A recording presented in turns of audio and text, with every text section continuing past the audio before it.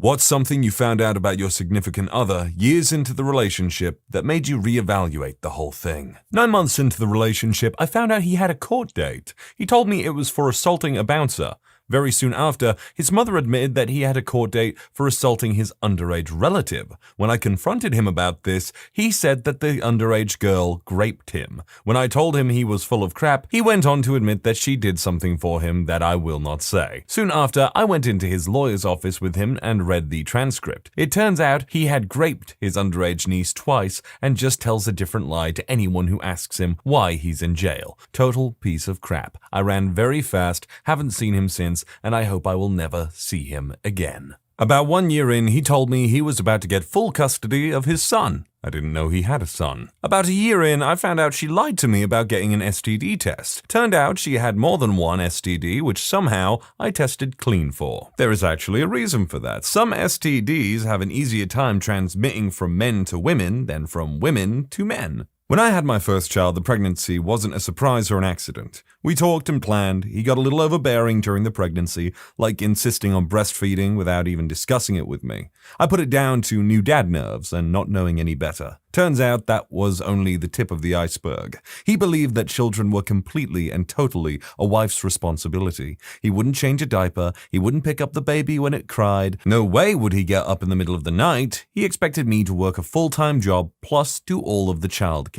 At that point, I was confused and appalled, but I told myself he just needed time to adjust. I realized how delusional I was when the baby got sick while he was on a fishing trip. The doctors thought the baby had meningitis, so not just sick, but life-threatening sick. I called and asked him to come home. He refused. He'd paid for 2 more days of fishing, and he didn't want to lose the money. She would lie about tiny, inconsequential things, made me question my own perception of truth and self-instinct. Eventually caught her in a lie, and she denied even when presented with full proof. It wasn't something huge, but it was something that opened my eyes a little. My friend swears I was being gaslit. Out of nowhere, a year into being married, he said he wants to join the Marine Corps. He also wanted me to drop out of law school, birth babies, take care of his mother, and run a household, all while he's deployed. Hard pass. Found his hidden folder on his phone, blackmailed girls for nudes, stole nudes from girls, pretended to be someone else and sexted his sister without her knowing it was him. Constantly made me feel like I was crazy or overreacting. Also realized what him calling me a manic pixie dream girl meant. I'm hardly a perfect specimen of a human being. I would like to believe that I have a respectable amount of moral fiber, but boy, do y'all know how to pick 'em.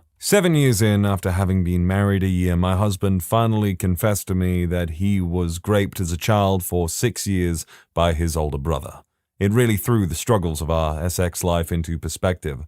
Now knowing this, I have done all kinds of research, found how to support rape victims, info, and I've changed how I behave when we're intimate. We're working on it. I tell him every time we're intimate that it's an act of love and he's safe with me, and we have our safe word for general use if he's feeling overwhelmed. We're really making progress. I think things are better now. He's starting to understand that it's love in our marriage, and I want him to want me, and I want him to be a little controlling when he feels up to it. He's grown a lot, he's a very strong person, and I'm immeasurably lucky to have him. That is a lot of trauma and baggage to take on, but with the right person and a whole lot of love, I think you'll get through it. I realized he would always blame me for his angry outbursts and mistakes. He punched a wall and screamed about a homework assignment he didn't understand because I was sitting on the couch quietly.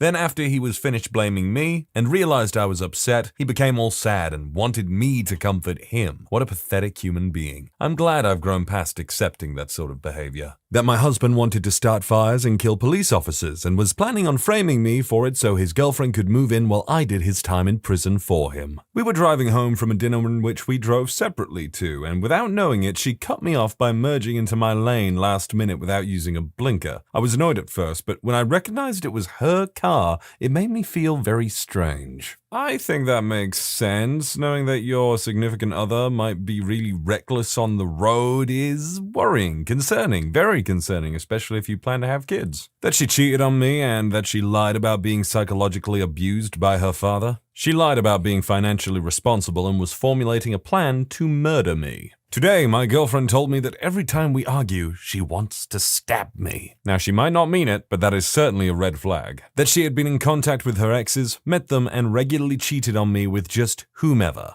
8 years, she was really good at hiding her tracks. I only found out because I contracted an STD, curable fortunately, from her.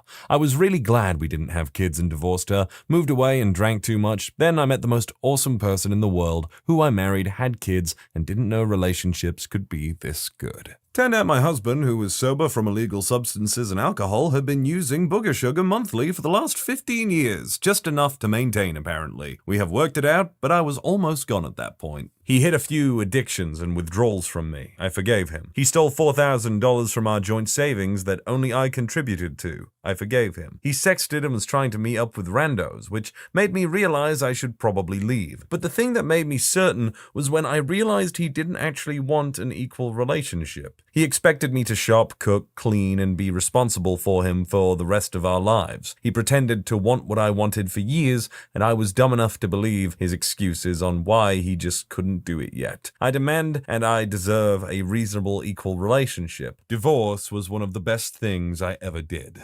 That she wants to have fights and be mad. For example, we currently haven't spoken for 3 days and she's sleeping in the other room because I accidentally texted "good night, sleep tight" instead of just "good night" because I was the one going to bed, not her. So in her mind, that text must have been meant for another woman. We live together, we work together, we share a car. How on God's green earth could I have a side chick? She told me when we first met that she was broken as she suffers from depression. I didn't brush it off, so to speak, but just kind of thought, yeah, whatever, it won't be that bad. It's not because I don't think depression isn't serious, but I just had never even really been in contact with someone with depression, so I kind of had no idea what it entails. Hopefully that makes sense. 5.5 years of being together later, and holy cow, damn, depression is just super serious. I've been in situations and scenarios I never imagined being in because of her and her depression. She's phoned me up twice while she was working in London. I live 60 miles away in Kent, saying she loves me and she's sorry and she's going to end it. What the hell do I do? I didn't know what to frickin' do. Thankfully, both of those times she never went ahead with it, but still ended up in hospital, and obviously I went up to her. Sometimes she's just crying and crying and crying and crying. Countless visits to the GP for talks and medication. Again, things I've never dealt with before, and at first I was extremely uncomfortable about it all. This isn't for me kind of stuff. But the good news is it and she are part of my life now. I don't mind all of the above anymore. She loves me and I love her. What's even more amazing is that I'm the one that keeps her going, she says. This is life, and I'm now fully aware of the seriousness of depression. She recently got diagnosed with bipolar disorder. Made me look back and realize a lot of her actions and anger stemmed from that. She just started mood stabilizers and has found a great therapist to help her work through everything. But it would have almost been a deal breaker if she didn't try to actively manage it. She lied to me, or rather flat out denied telling me that she has herpes. Guess who has herpes now? Her reasoning? I thought you wouldn't talk to me if you found out I had it. I would have kept talking to her, but perhaps I would have wrapped it up first before, doing the deed so soon. Just frickin' disclose that information at the start. Don't be a butt who gives someone an STD knowingly. Yeah, that is definitely just completely and utterly unacceptable. 7 years in, I found out he was a high school dropout without even a GED. He had initially told me he was a game design major, turned down a job opportunity or internship, I can't recall which, with EA Toronto because he didn't want to leave me. I literally told him, go, we can figure other crap out later. This won't wait. I should have known then. Ugh, love is blind, but only for so long. Turns out when she said she wanted to get married, she actually meant that she just wanted to get married, by which I mean wanting to get married is not the same thing as wanting to marry me. I just happened to be the guy that she was with at the time when her friends were getting married, and it was making her jealous, and her mother was also putting pressure on her to get married. It happens to a lot more people than you think. After several years together, my ex told me nonchalantly one evening that he stole $500 from one of his best friends because he really needed it. This ex was a college-educated person trying to get into dental, medical, or pharmacy school. Not only was there no reason for this person to steal their friend's money, I didn't understand how someone could do that and feel no remorse whatsoever, especially to someone they considered a good friend. It was at that moment that I seriously began to believe I had given my trust and love to a total sociopath. It was the catalyst that pushed me out of the relationship. I found out later that while I was working on a degree in another city, he found dates on Tinder, spinning lies about being being in med school and owning a luxury condo overlooking the Wisconsin state capitol. He'd take girls for rides on my motorcycle and bring them back to the condo I owned. I don't know who or how many, but a neighbor specifically went out of their way to tell me what was going on. One of his Tinder dates was with a good friend's best friend, and I heard through her the lies about being rich and working in medicine. A high school classmate of his texted me to warn me the same thing. He hit on a girl at a reunion by saying he was in med school at Wisconsin, but the girl was actually in med school at Wisconsin, and she promptly told everyone about the exchange. When I went to kick him out of the condo, he told me that his mother had turned into a raging alcoholic and that kicking him out would mean he couldn't take care of her anymore.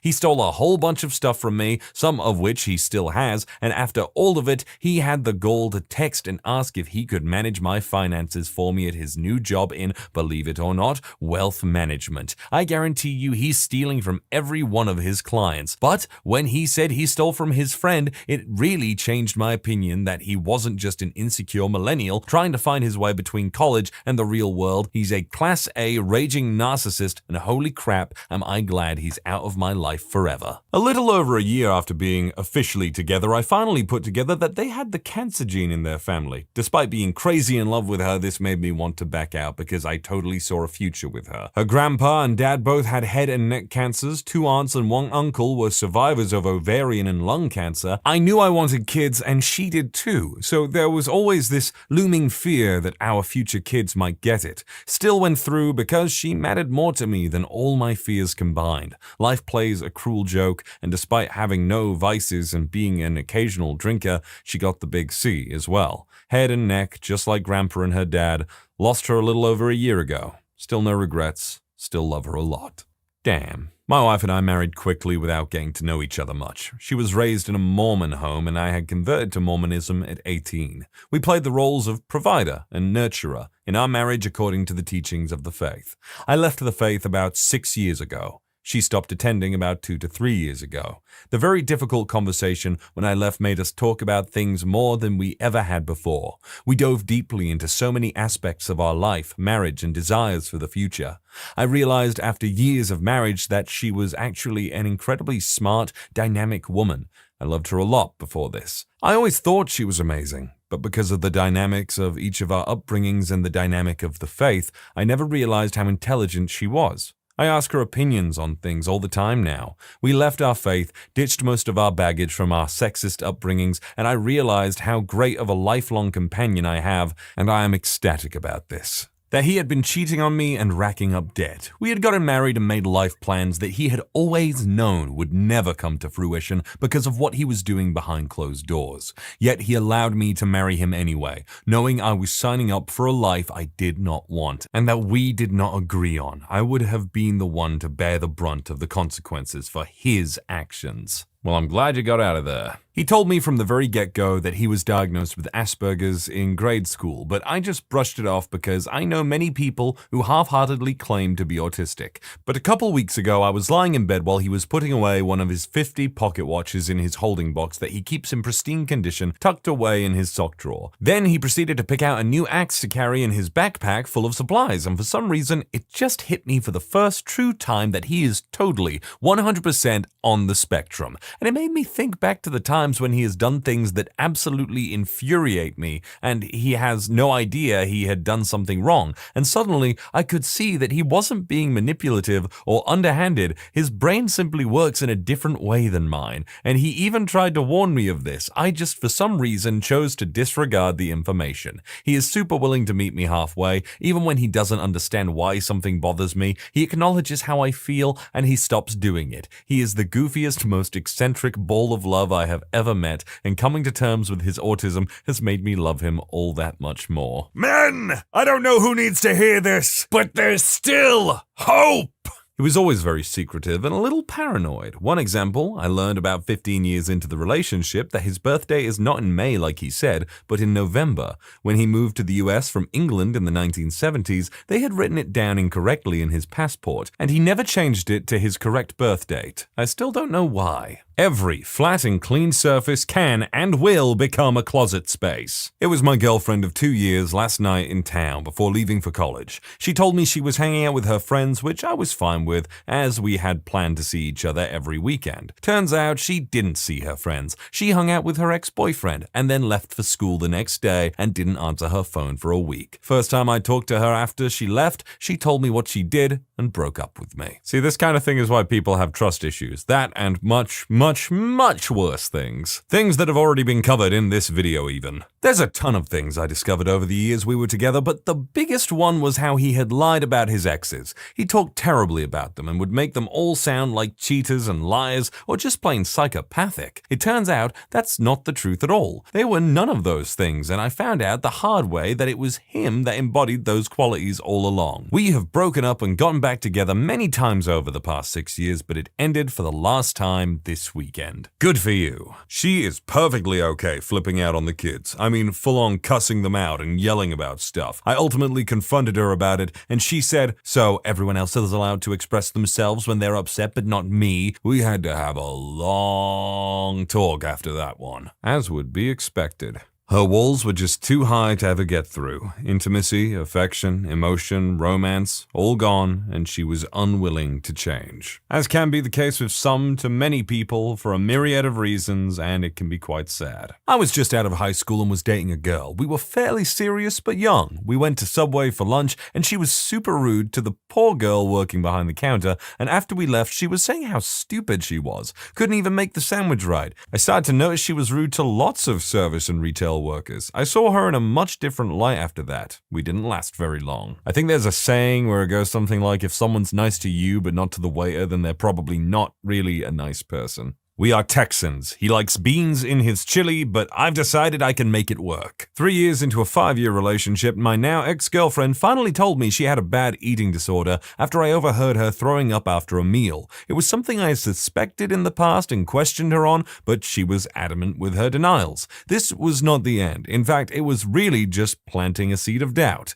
2 years from this point, we were still together, and I was still trying to support her through treatment of her disorder. Eventually, more of her secrets started come out: secretive alcoholism, childhood abuse, cheating. Even with all the secrets and lies, it was not easy to cut ties, but it was needed in order to keep my own sanity. My wife and I have very little boundaries. Oftentimes, while we're having a conversation in our room, one of us needs to use the bathroom. We'll just follow each other in the bathroom and continue talking. If the conversation is good enough, poop won't hinder our dialogue. However, there are times when my wife is in the bathroom and locks the door. I always thought it was weird, but it didn't bother me. We've been married for 9 years now. We met at 15 and are now 28. We've grown up together, graduated together, traveled together. We know each other so well and have nothing to hide from one another. Or so I thought. This all changed one day. I was feeding our kids lunch and she was in the bathroom. Unbeknownst to her, she did not lock the door. When I walked in on her, I witnessed something that I never thought I would see. Something that lived in the back of my head, but I didn't think it could be real.